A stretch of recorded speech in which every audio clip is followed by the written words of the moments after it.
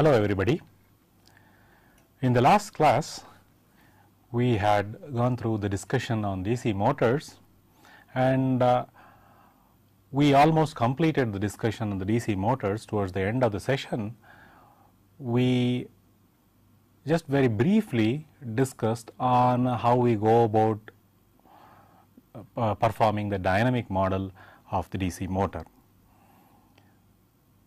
In this session, we shall carry that through, that is, make a dynamic model of the DC motor, which will complete our discussion on the DC motor, and then we shall take up a new topic, and that is on 3-phase systems.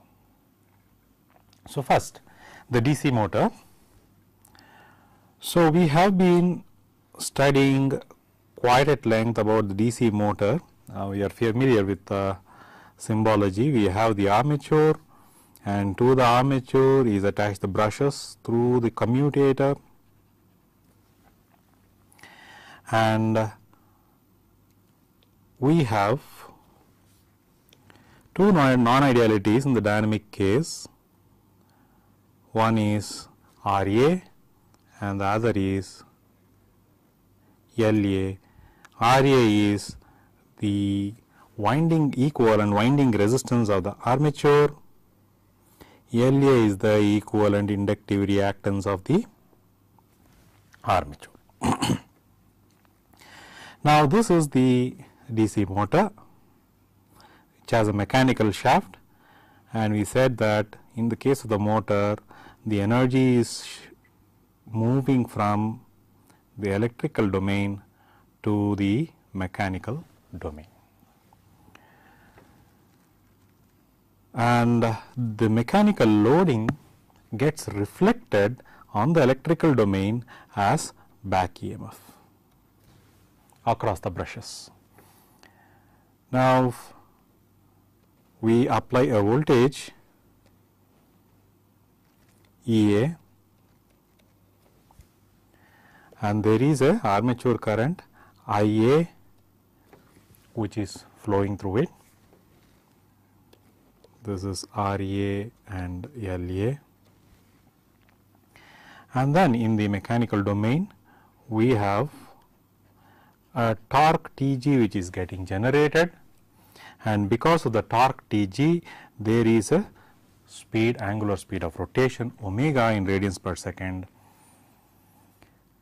or speed n in RPM, which gets generated. Now, this is on the mechanical domain. Now, this mechanical domain also contains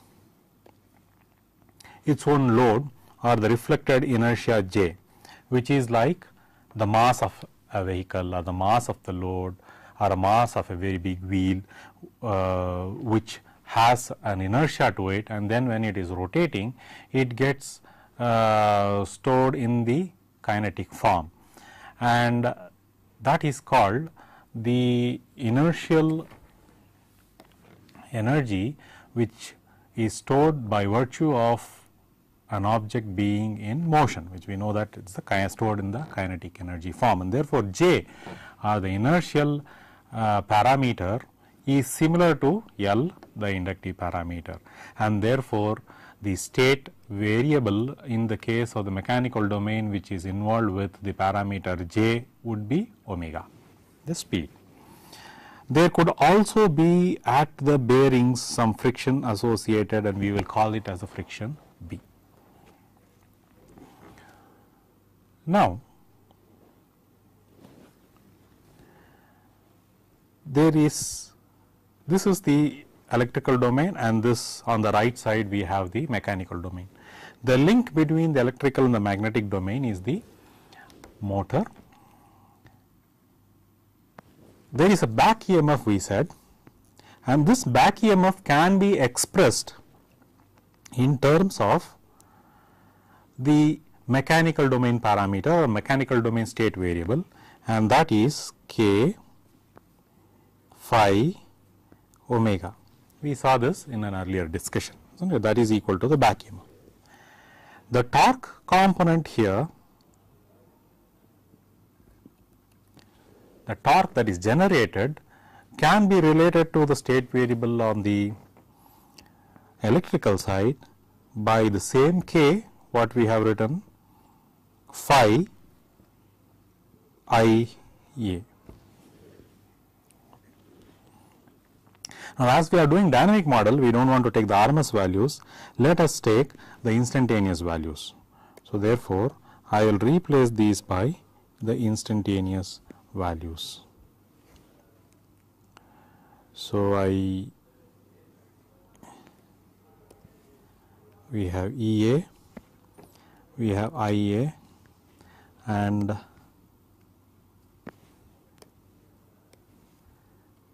EB. So, this is the relationship. Now, we can apply the Kirchhoff's voltage law to the electrical domain here. You see that the applied voltage is EA, there is a voltage drop RA, there will be a drop across the LA inductor, and then of course, there is a drop that gets developed across the brushes because of the rotation of the armature, that is the generated EMF or the back EMF, and that is called EB. So, therefore, we can apply the Kirchhoff's voltage law in this area, in this electrical area. Likewise, on the mechanical area, the mechanical side also, one can apply equivalent to the Kirchhoff's voltage law, the potentials or the potential variable being torque. The speed is common, like the current being common in the electrical circuit, the speed is common to all the things connected to the shaft or the armature. The sum of the potentials, which means in this case the torque, should be equal to 0 like the Kirchhoff's voltage law. So, the generated torque is Tg, should supply J d omega by dt and also b omega, and if there is any other load torque, that component also. Okay. So, we are applying the Kirchhoff's voltage law on both the electrical domain and the mechanical domain with the state variables, which are the state variables. On the electrical domain, we have one dynamic element LA with associated state variable IA, and then we have J as another dynamic variable in the mechanical domain, which is the reflected inertia, and then the associated state variable omega. So, we have two state variables at this point. Now, there is one more issue, and that is phi. How are we generating phi? Because the excitation, the field is being generated differently with respect to different topologies of the motor, as we saw in the case of the shunt motor, the series motor, compound motor, the phi is being generated separately. So, which means as far as this motor is concerned, there is one more input which is phi that we need to take care. So, first let us consider the case of the shunt motor where phi is a constant, or a separately excited motor where phi is a constant, we are not touching phi. So, under that condition we can now write the equations. Now, the electrical domain side first. So, we have LA dIA by dt. So, the voltage across that is EA minus RA, EA minus IA RA minus EB, but EB can be expressed in terms of the state variable which is given by k phi omega. So, which is EA minus k minus IA RA minus k phi omega. So, for the moment we are considering phi as a constant, that is this.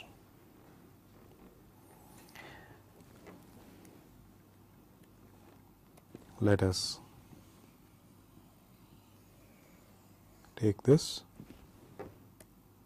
copy. So, we go to the next page. Yes. So, now on the mechanical side there is a generated torque Tg. Now, this is going to supply the inertial component d omega by dt, which is similar to L di by dt, plus I RA equivalent to the resistive drop is B omega in the mechanical domain. Now, plus any other load torque, which may be applied to the mechanical shaft.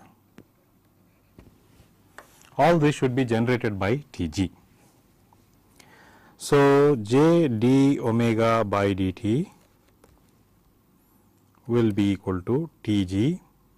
Now, Tg can be expressed as k phi Ia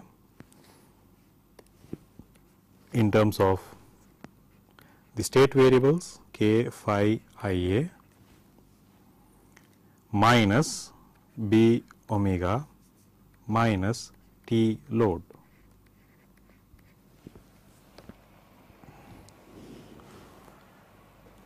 So, as a mechanical input to the system there is T load, and as electrical input to the system we have EA. So, combining these two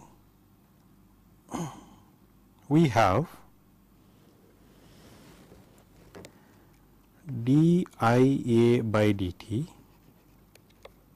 equals, look at this, EA by LA, RA by LA into IA and k phi by LA into omega. So, I will rewrite it as minus RA by LA into IA minus k phi by LA into omega plus 1 by LA into EA. So, this is one equation. Then we have d omega by dt, which is the mechanical equation. So, we have for the state variable Ia k phi by j, k phi by j into Ia minus B by j into omega minus 1 by j into T load. This is the second equation, that is, this equation has been rewritten in this form. These two equations completely define the dynamics of the motor. Now, if it is a separately excited motor or a shunt motor, where we can assume phi to be a constant,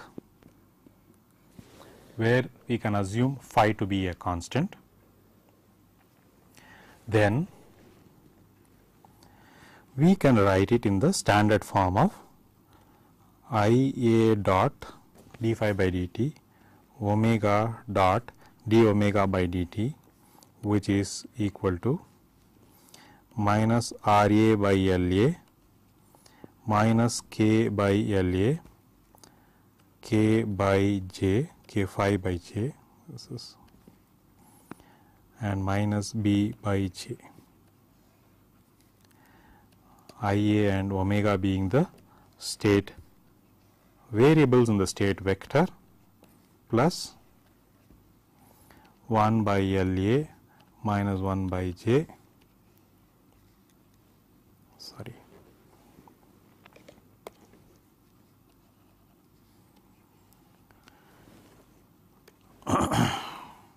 zero and minus 1 by J, because, and then we have two inputs EA and T load. So, this is the form x dot is equal to A x plus B u, the standard form. Now, if phi is not a shunt, but let us say a series motor, in that case phi itself is a function of IA. So, which means here phi becomes proportional to IA, which results in, let us say this becomes now K1 IA, K1 IA. So, we do not, because there is now state multiplication, IA into omega, IA into IA, this is IA square, this is a nonlinear system. Therefore, we do not put it in the standard matrix form, we just leave it as differential equation system. So, that would become a nonlinear system, but still that would give you the entire dynamic model of the DC motor system. So, the phi should appropriately be modified, whether it is a constant or whether it is now a function of IA or so, or any other variables, that should automatically be put in there, and that will give you the complete dynamic model of the DC motor in the state space form or differential equation form. Okay. So, with that we conclude our discussion on DC motors. The DC generators and DC motors are a class by themselves. They both are similar machines, similar in structure, but the only difference being that in the case of the DC generator, the energy being input on the mechanical domain, you are taking out the energy in the electrical domain, and therefore, from the electrical domain point of view, it is a generator. And in the case of the DC motor, you are applying the energy input in the electrical domain and taking out the energy in the mechanical domain. But constructionally, both the machines are very similar, and a DC generator can be operated as a DC motor and DC motor as a DC generator, vice versa. Internally inside the machine, inside the armature, the currents that are flowing in the coil are always AC, but only by means of the device called the commutator, which we have discussed, and the brush combination. External to the motor in the electrical circuit or external to the generator in the electrical circuit, the signals are DC. Otherwise, within the motor, it is always an AC signal. Now, the idea, the concept of energy being passed through many domains is the underlying principle in which most of the machines, most of the applications applications are being used. Many of the applications, for example, the induction motor, or in the case of the alternators for generators, are a combination of all these domains. And most of the in the electrical technology, the central, what do you call, the central concept or the central theme is some prime mover, propulsion, movement on the mechanical domain, and the electrical domain is just the currents and the potentials. The core of the transformation of the energy from one domain to the other is always, most of the cases, in this set of equipments being done in the magnetic domain. So, the central cauldron is generally a magnetic domain. Most of our electrical technology applications, magnetic domain. So, you could get power or energy input from the electrical domain, take out power in electrical domain,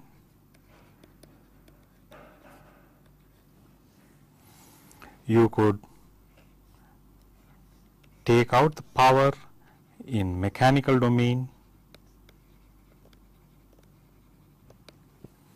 or you can put energy into the magnetic domain from the mechanical domain and take out power into the electrical domain.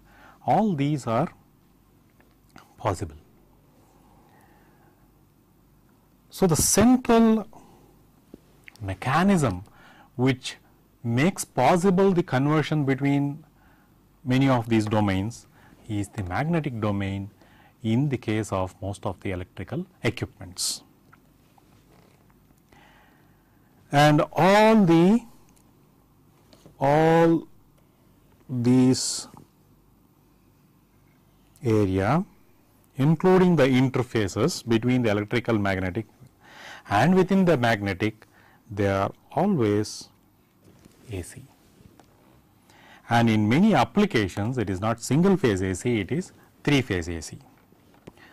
So, before we try to understand and learn about the equipments, electrical equipments, which fall into these categories like the induction motor, the synchronous motor and generators, 3-phase transformers, they all fall into the category of this multi-domain principle. In the case of 3-phase transformer, of course, this domain is not there.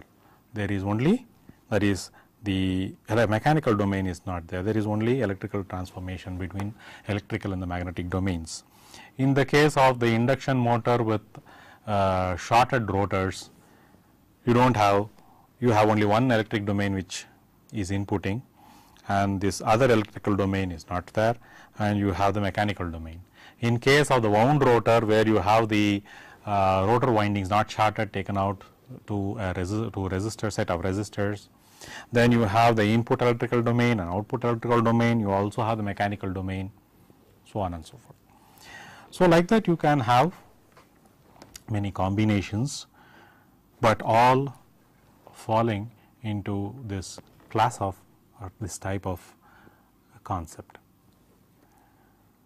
So, before we go further at all into the understanding of these equipments like the induction motors, 3-phase transformers, synchronous motors, synchronous generators, we should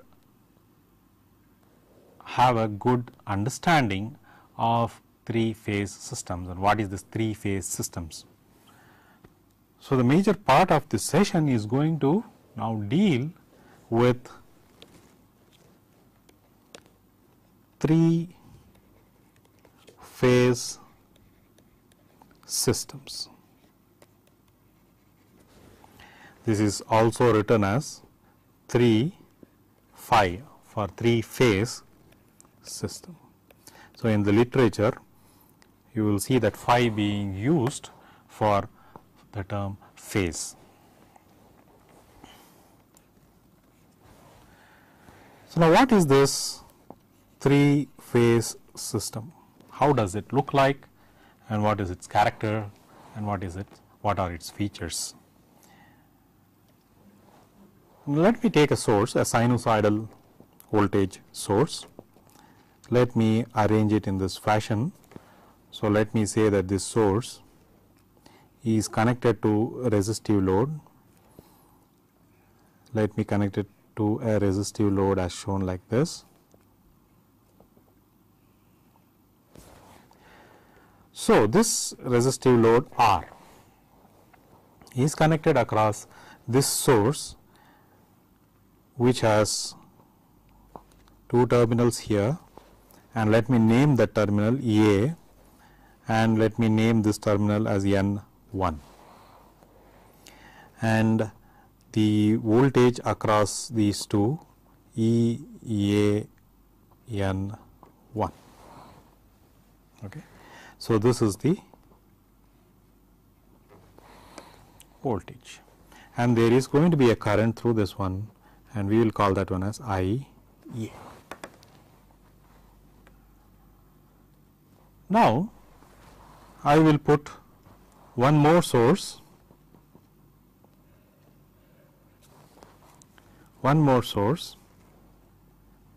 and let me connect it in this fashion.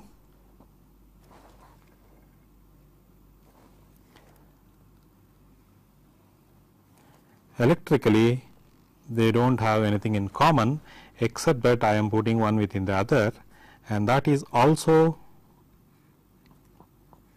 having the same resistor R, and let me call those terminals as B and N2, and this is EBN2, which also has a potential like that, and it has a current IB, which takes this path along this resistor to N2 back again to the other terminal of the source. That is also an AC source. Now, I put one more, the third. So, I have one more source, which is going to also be supplying a load resistance R,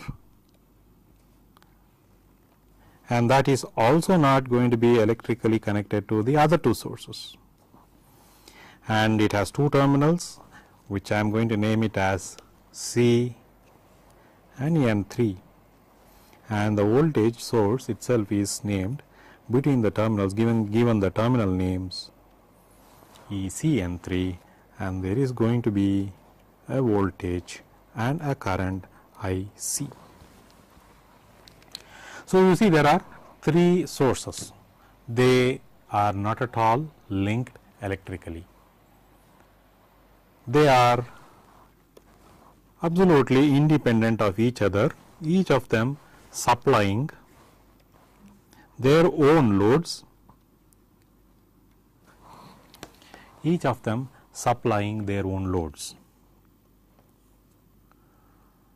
Now, suppose let us apply some constraints.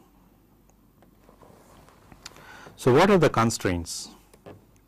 Let us make the amplitudes of the voltages same for all the 3. So, what is the first constraint? We make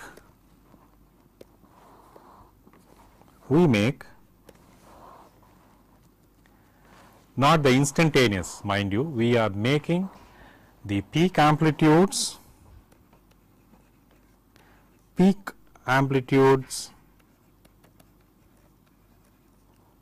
or peak values of the sine waves of each of these AC sources, sinusoidal sources,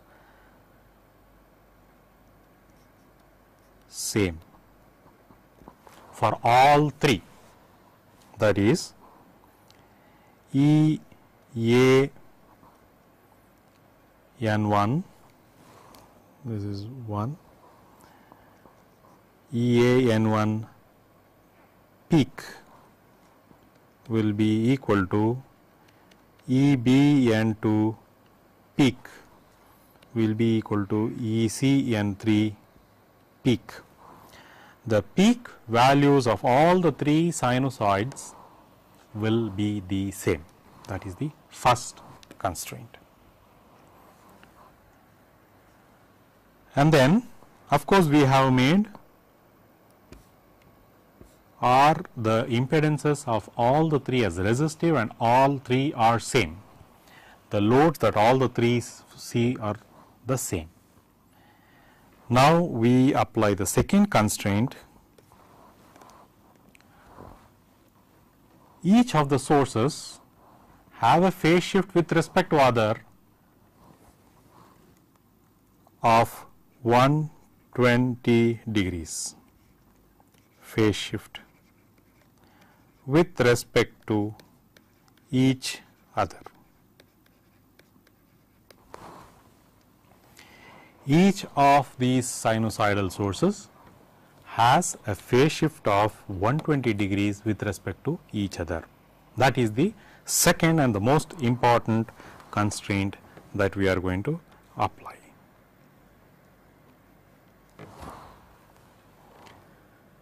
So, if such a thing is applied,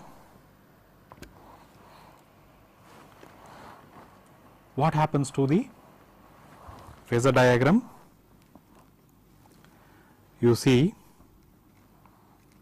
now let me have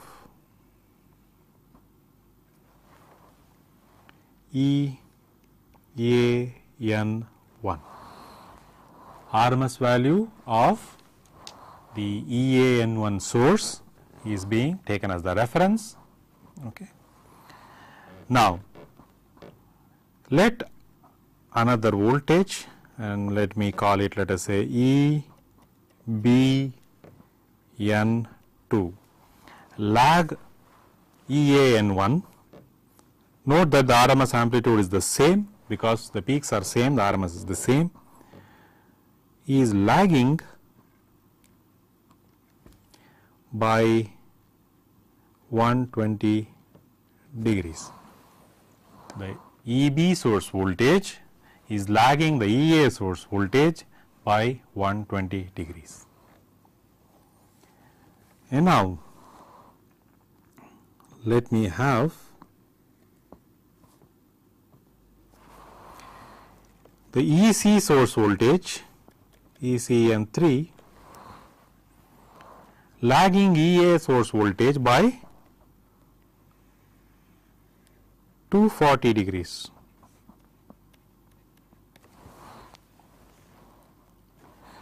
Then the second constraint gets established. What does the second constraint say? It says there should be a 120 degrees phase shift with respect to each other, that is all these three sources. So, we have 120 degrees phase shift between EAN and VBN, 240 degrees phase shift between EAN and ECN on the negative side, but this means that ECN is leading EAN by 120 degrees, and between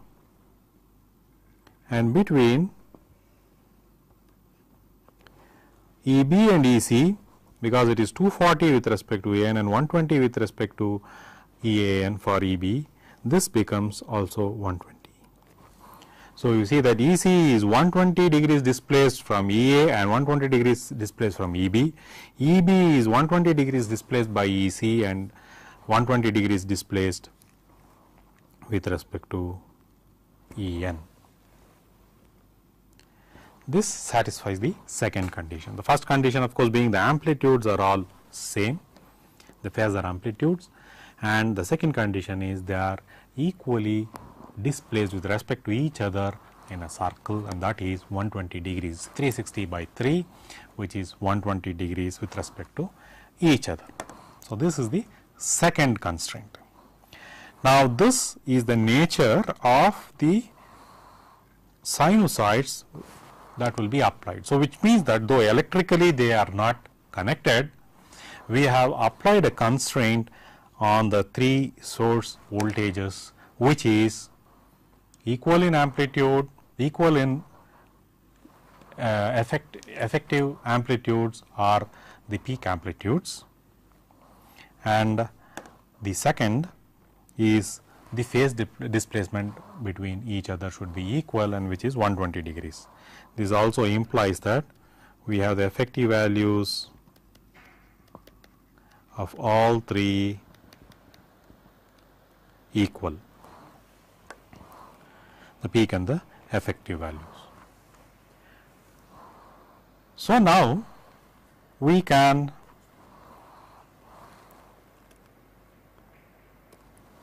make some conclusions here. Now, all the return paths of all these things can be clubbed together, because there is nothing here in this, no other component which comes, just plain wires, conductors. So, let us say we remove all these conductors and club them together like this.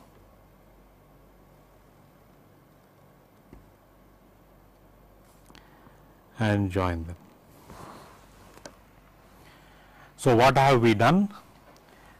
The 6 wire system has now become 1, 2, 3 and a 4 wire system. From a 6 wire system, it has been reduced and made more compact into a 4 wire system, and of course, IA, IB, IC is going to flow here. IA plus IB plus IC will flow here.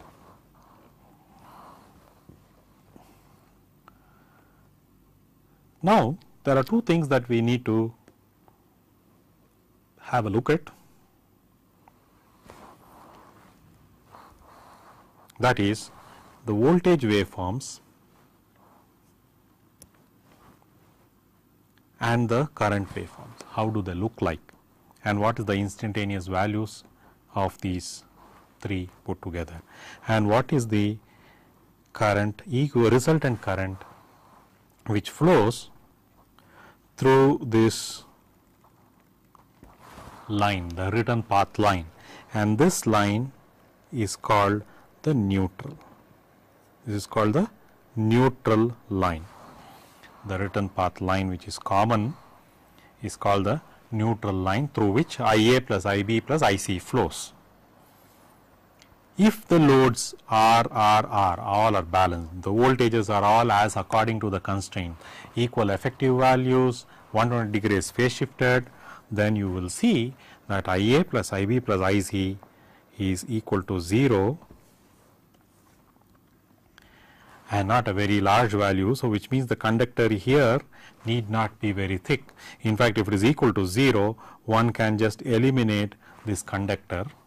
One can just eliminate this conductor and make it a 3 wire system. You see, a 6 wire system became a 4 wire system, and from the 4 wire system, because of the applied constraints and loads being balanced and equal, you have IA plus IB plus IC is equal to 0 at every instant of time. So, it is equivalent to having no wire here, and you can just make it into a simple 3 wire system.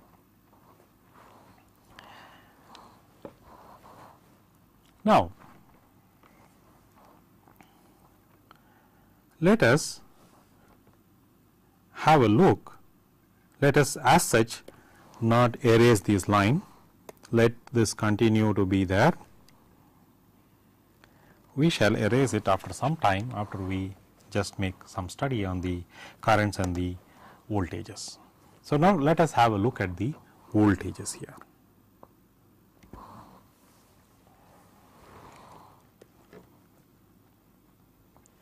So, we draw the 3-phase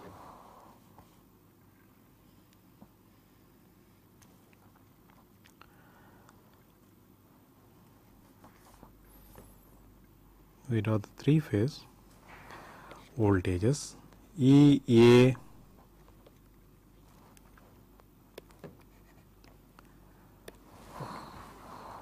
Now, we start from 0, this is the time t. Now, EA is the reference, so let it start from 0 like that, the sinusoid, and then reaches one full cycle. Now, the EB is displaced 120 degrees, it is lagging EA by 120 degrees. So, this was EAN1.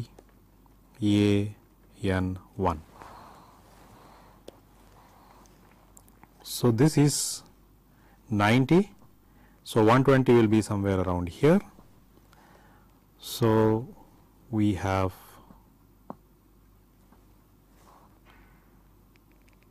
a waveform which goes like that, completed cycle. This is 120 degrees lagging, and that is EBN2. Now, if we join all the things, N1, N2 and N3 become same, and we can say that all these are now same and it is equal to N, node N. And we can erase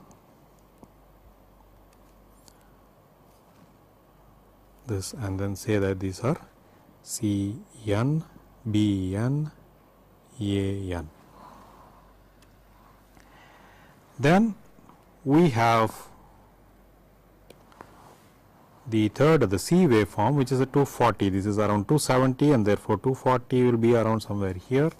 This is a 240 degrees, and so on. We have sine wave which continues.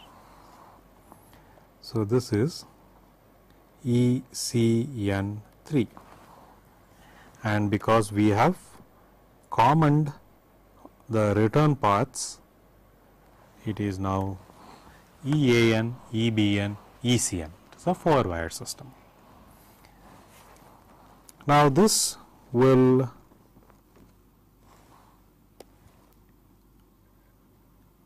get projected like that,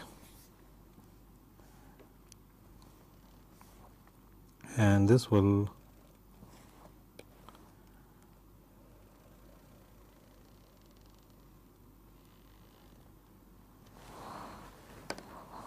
continues like that, the cycle repeats. So, now if we look at these waveforms, one thing that we observe is that at any section, you can take any section. At any section, this is positive, the other two are negative, and here these two are positive and the other one is negative maximum. So, there will always be a cancelling, and you will see that any section the sum will be equal to 0. Let us say if this point this is having a value which is half. So, the red one, which is the ECN, is having half, let us say normalized value. Green one is minus half. So, minus half plus minus half is 1. This is 100% peak.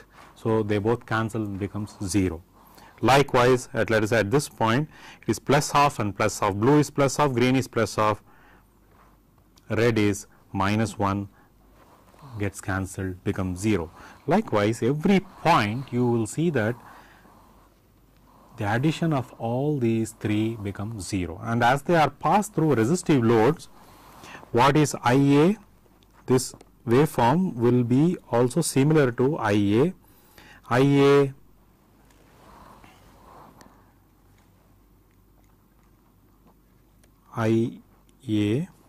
IB and IC will also have similar, only the amplitudes get changed by the factor of R, because all are having R's. So, EAN by R IA, EBN by R is IB, ECN by R is IC. So, they also will have similar. So, you will see that every instant of time IA plus IB plus IC is equal to 0, and this means, but this will happen only if R's are same, balanced loads and the voltages are same. So, this means that this wire is redundant and you can now remove that wire here.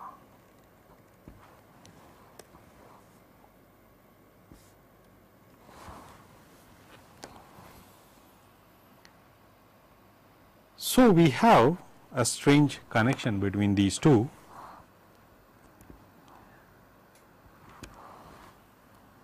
which is written in this fashion. So, let us say I have 3 loads, 3 sources, and I have 3 loads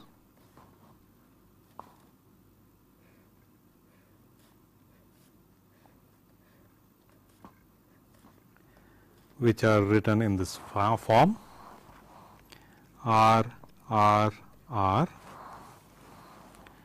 Now, all the 3 sources, the written path points I am going to common them, call N, and in the case of the loads also, all this are going to be commoned,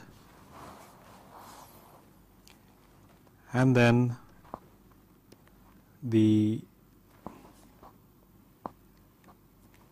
other ends of the sources are connected in this fashion to the loads.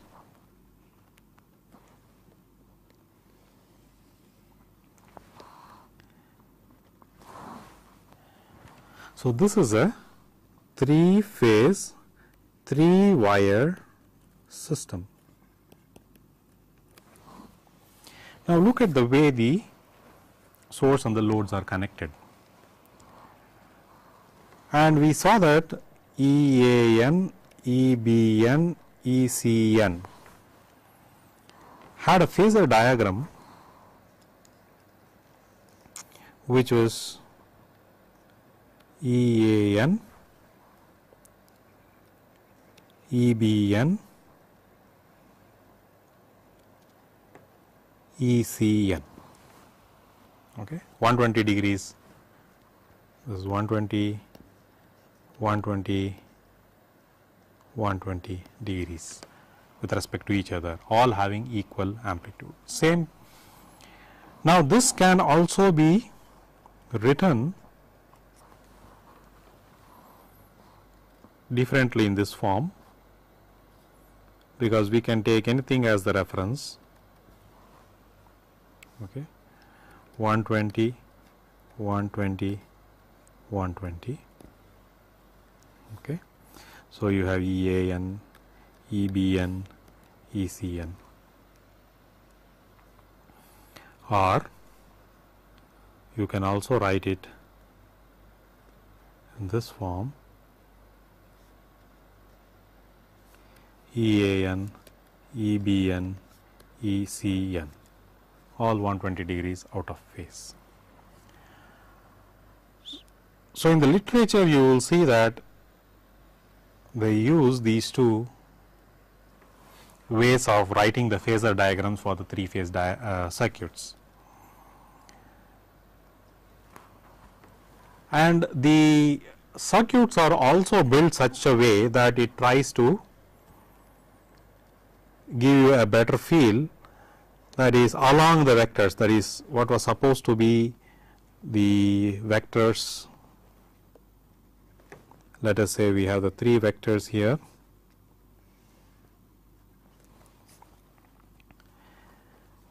the circuits are written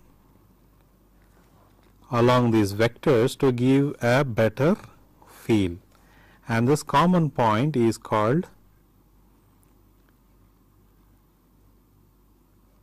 N. So we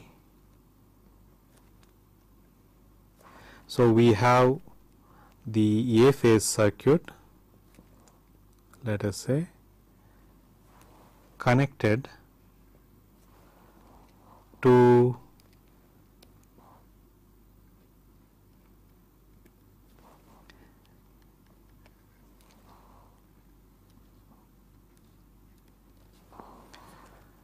we have the A phase circuit connected to the A phase load or the A phase resistor R. So, this is EAN, and then we have the EBN, the B phase circuit, which is connected to the B phase load. So, let me connect this.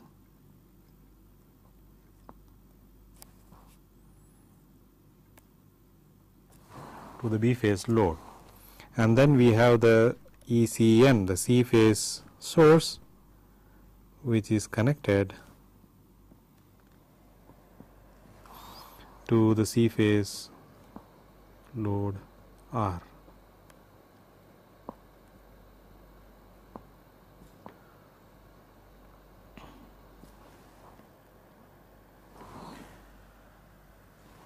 So, you see that this is much more aesthetically pleasing and gives an idea that they are all 120 degrees phase shifted with respect to each other in a phasor manner, both the load and the source.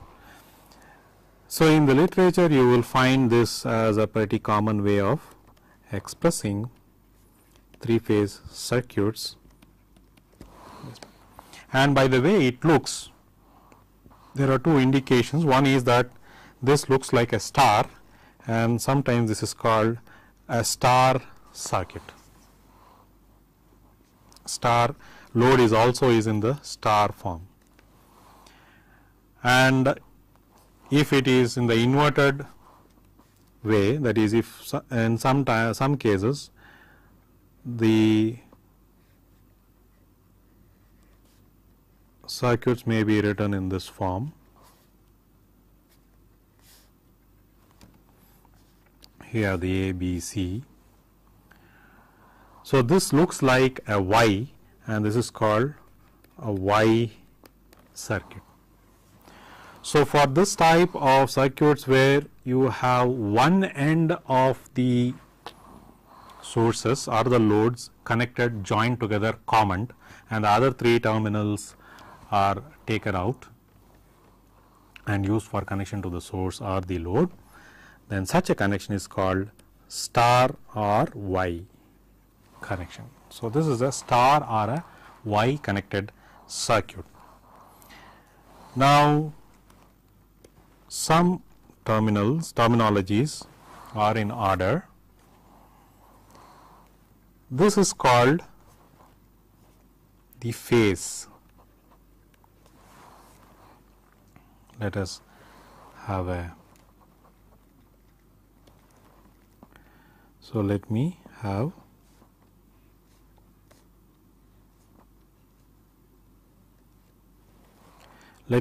a load of this form, which I am writing here.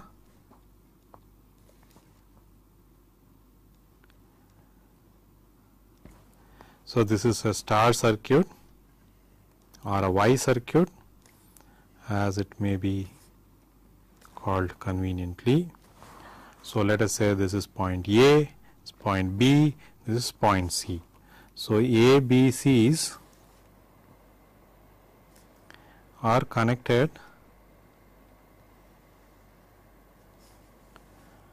to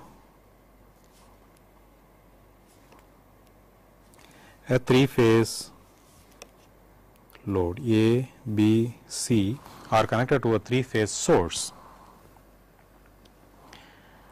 Now, the voltage across each of the phase, and let me call this one as N of the neutral, across each of the phase, that is, this is called line, this is called line A, this is called line B, and this is called line C. Line A, line B, line C. Between the line and the neutral is called the phase, and this portion is called the phase circuit. The phase circuit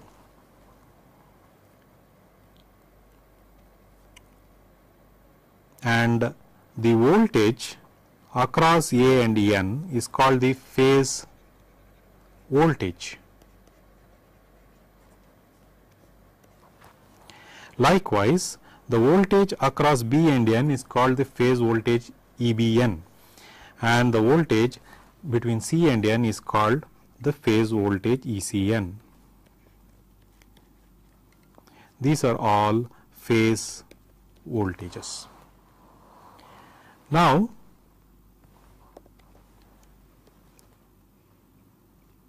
the voltage EAB is called the line voltage.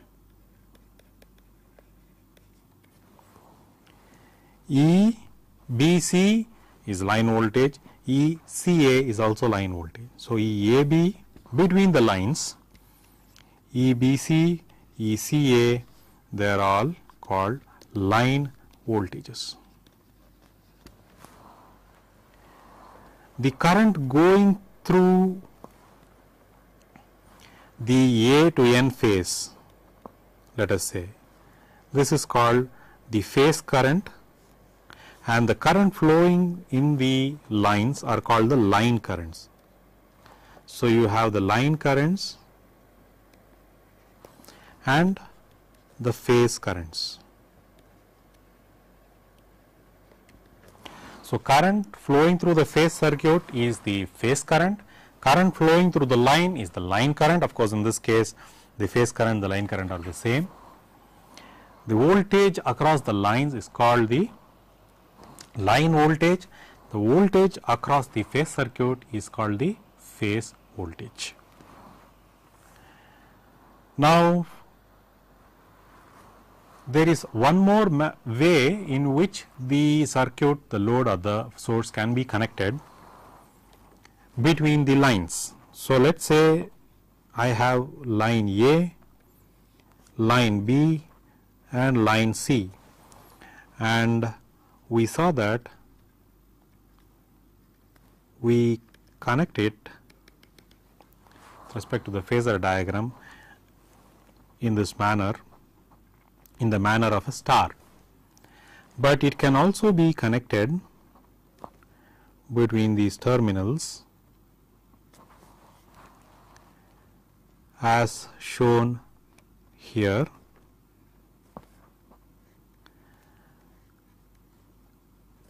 Like this,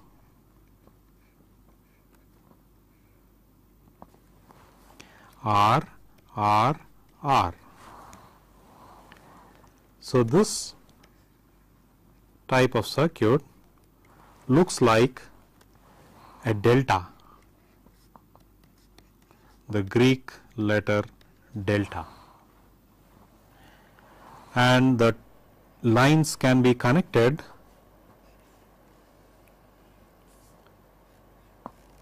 as shown like this.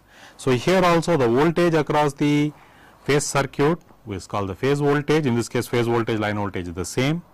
The current, you have the line currents which are flowing in the lines, phase currents which are flowing in the phases here. Let us say this is the phase currents, line currents,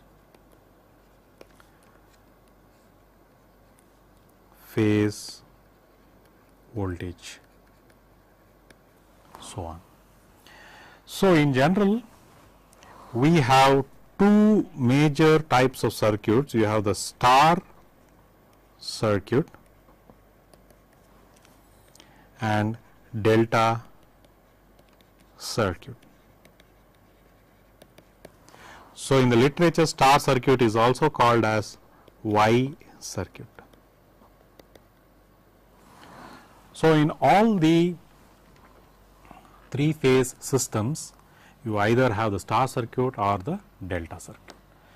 We shall discuss more about this in the next class. Thank you for now.